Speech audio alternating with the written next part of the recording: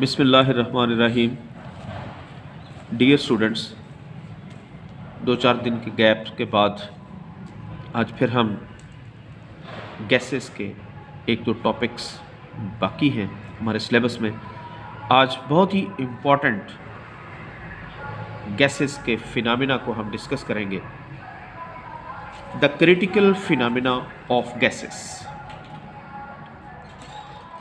जिसमें हम गैसेस के क्रिटिकल कंडीशंस को मद्देनज़र रख के हम मुख्तलिफ पैरामीटर्स को एलेबोरेट करेंगे।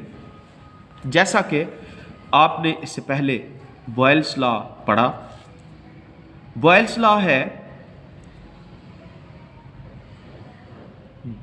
टेम्परेचर और नंबर ऑफ मोल्स जब हम कांस्टेंट रखते हैं तो दो पैरामीटर्स प्रेशर और वॉल्यूम एक दूसरे के साथ रिलेट करते हैं। बॉयल्स लॉ को हम लोग अगर डिफाइन करें तो हम लोग ये कह सकते हैं कि एक ऐसा सिस्टम है या ऐसा एक्सप्लेनेटरी मेथड है जो बॉयल ने दिया, जिसमें प्रेशर और वॉल्यूम को डायरेक्टली रिलेट किया गया और हमें इसके रिजल्ट में एक ग्राफ मिला। वो ग्राफ जो कांस्टेंट टेम्परेचर पे अगर हो तो उसको आइसोथर्म भी कहते हैं।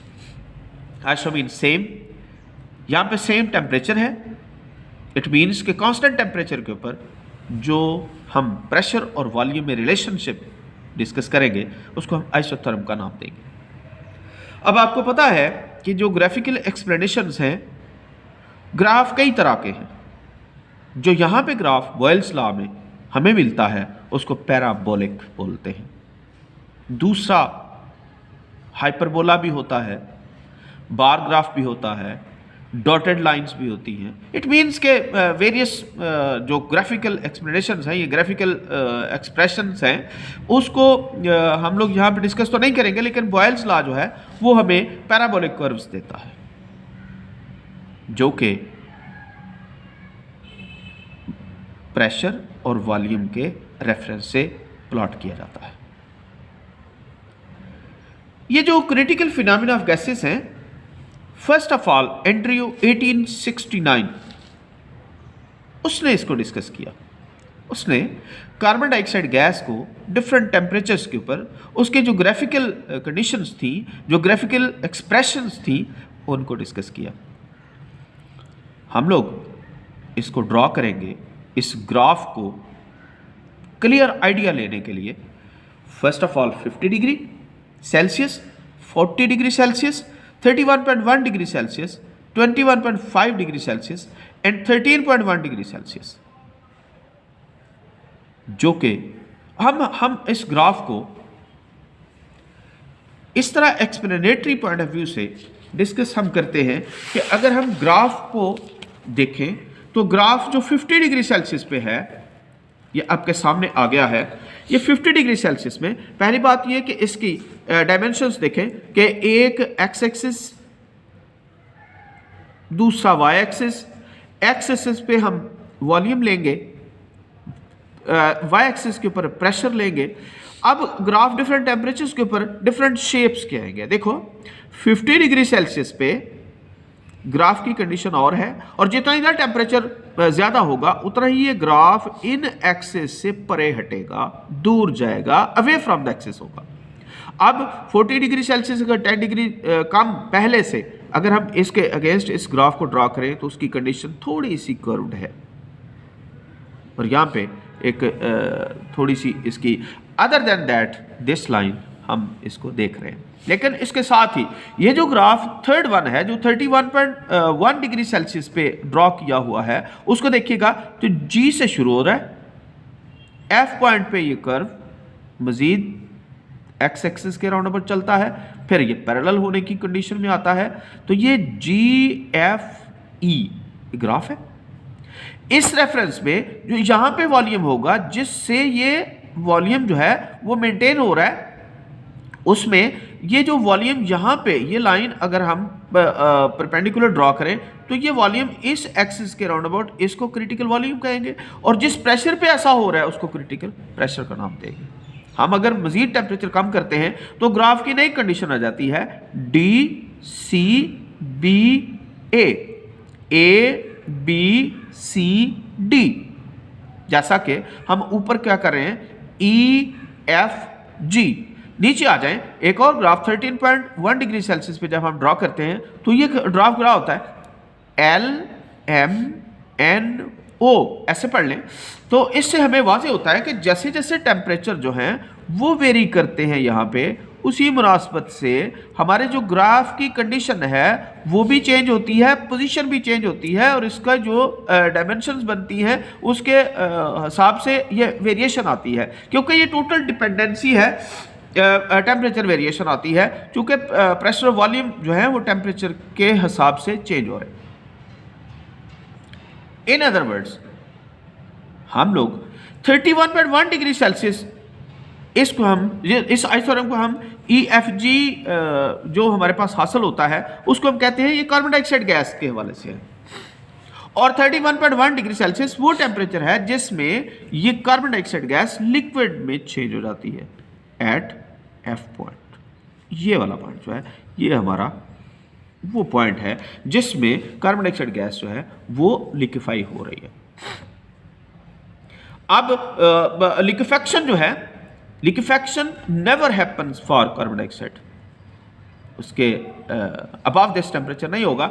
तो इसलिए इस टेम्परेचर को जो कि 31.1 degree Celsius is called critical temperature of carbon dioxide gas. हम लोग इसको डिफाइन करें और बहुत ही इंपॉर्टेंट पैरामीटर्स हम डिस्कस करें तो कहा यह जाता है कि it is that temperature for a gas above which the gas can never be liquefied, how much that pressure is applied. आप जितना मर्जी प्रेशर अप्लाई कर लें, इस टेम्परेचर से ऊपर आप किसी भी गैस को लिक्विड या कार्बन डाइऑक्साइड गैस को लिक्विफाई नहीं कर सकते, जिसकी वजह से इस टेम्परेचर को हम TC क्रिटिकल टेम्परेचर का नाम देते हैं। अब एक और तरीके से हम इसको एक्सप्लेन भी करेंगे। The minimum pressure required to liquefy a gas at its critical temperature, कि इस टेम्परेचर पे जितना प्रेशर आपको चाहिए कम से कम उसको भी हम क्रिटिकल प्रेशर कहते हैं। It is denoted by PC, critical pressure है ये। वॉल्यूम होगा तो the volume occupied by 1 mole of gas at is critical temperature and critical pressure is called critical volume, it is denoted by VC। इसका मतलब 3 terms जो हैं हम इसको यहां से लेंगे। एक critical temperature above which a gas cannot be liquefied by any method। हम प्रेशर बढ़ाते हैं, गैस मॉलिक्यूल करीब आते हैं, और ये वो टेम्परेचर है जिस पे जितना मर्जी प्रेशर भी बढ़ा लेंगे उससे ऊपर ये लिक्विफाइड नहीं होगी। तो जो प्रेशर हम यहाँ पे मिनिमम लेंगे जहाँ से ये गैस लिक्विफाई होगी उसको क्रिटिकल प्रेशर कहेंगे, और जो वॉल्यूम यहाँ पे गैस जितना ऑक्युपाई करेगी उसको क्रिटिकल वॉल्यूम कहेंगे। So critical pressure, critical volume, critical temperature are called the critical constants. और ये जो पॉइंट F है ये वाला, इसको क्रिटिकल पॉइंट कार्बन डाइऑक्साइड का कहेंगे, और इस आइसोथर्म को EFG को क्रिटिकल आइसोथर्म कहेंगे। बहुत सारी एक्सप्लेनेशन कंक्लूजन्स यहाँ पे ड्रा हो सकती हैं। वो क्या है कि यहाँ पे कंक्लूजन्स जो ड्रा हुई उनको भी हम थोड़ा थोड़ा देख लेते हैं कि क्या करते हैं। कहते हैं कि when temperature of carbon dioxide is reasonably above the critical temperature smooth hyperbola. मैंने पहले ही बात की थी कि जो हमारे ग्राफ लाइंस हैं वो पैराबोला, हाइपरबोला, ये पैराबोला जो है ये अबव दैट है, curves are obtained, so we get for other ideal gas. फिर ये बात है कि आप आइडियल गैस को ज़हन में रखें। Ideal gas is a gas which obey Boyle's law, Charles law, Avogadro's law, और मेनली हम कहें कि जनरल गैस को इनको ओबे करती है, ऑल टेम्परेचर एंड प्रेशर, उसको आइडियल गैस कहते हैं। तो जो टेम्परेचर जो आइसोथर्म 32.5 से 35 do not obey the Boyle's law, the smooth isotherm are not obtained, कि उसमें स्मूथ आइसोथर्म नहीं हो रहा, वो चेंज हो रहा है। इसका मतलब ये होगा कि हम ग्राफ की वजाहत दे रहे हैं, और जब हम टेम्परेचर मेंटेन करते हैं 31.1 पे 1 मोल ऑफ कार्बन डाइऑक्साइड पे, a very small horizontal portion is developed near the point F, horizontal x axis से। After that it become parallel to the pressure axis. यहाँ से ये पैरेलल हो जाती है, ऑलमोस्ट पैरेलल है एक्स एक्सिस से। Isotherm at 31.1 shows the carbon dioxide has become liquid at the point F, and if the temperature is more than 31.1 then there is no chance for such type of curve, कि वो इस किस्म का curve ही नहीं आता। Isotherm जो हमारा 21.1 पे शो है horizontal portion, horizontal for this horizontal portion vapours and liquid carbon dioxide exist in equilibrium, जितने भी लिक्विड फॉर्म में और जितने भी गैसियस फॉर्म में कार्बन डाइऑक्साइड होगी वो एक दूसरे के साथ बैलेंस में रहेगी, इक्विलिब्रियम एस्टैब्लिश करेगी। After that point C the curve become parallel to the pressure axis. It means that temperature low pressure than the critical pressure is required to liquefied the gas. आगे चल के थोड़ा सा मजीद कम temperature पे भी उस isotherm को एक्सप्लेन कर लेते हैं।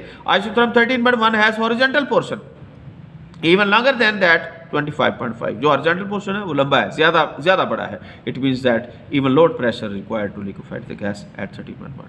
Closure the temperature to the critical pressure, shorter the horizontal portion of the curve, and when the temperature reaches to 31.5 then horizontal portion become a single point F। इसका मतलब ये हो गया कि वो जो horizontal portion था जो कि expand करता था lower temperature पे, वो 31.1 पे एक पॉइंट पे आ रहा है जिसको हम पॉइंट F कहते हैं। उसी पॉइंट के रेफरेंस से हम वॉल्यूम भी लेंगे, उसी पॉइंट के रेफरेंस से हम प्रेशर भी लेंगे, उसी पॉइंट के रेफरेंस से हम टेम्परेचर को भी कहेंगे। दैट मीन्स ये जो पॉइंट F हमने यहाँ पे आइसोथर्म के ऊपर ड्रॉ किया वो एक्चुअली 3 कांस्टेंट्स हमें देता है।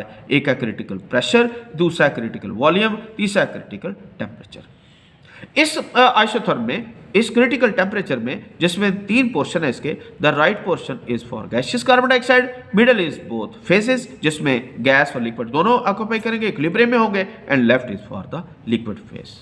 Hence this is the critical phenomena of the gases by all the constants।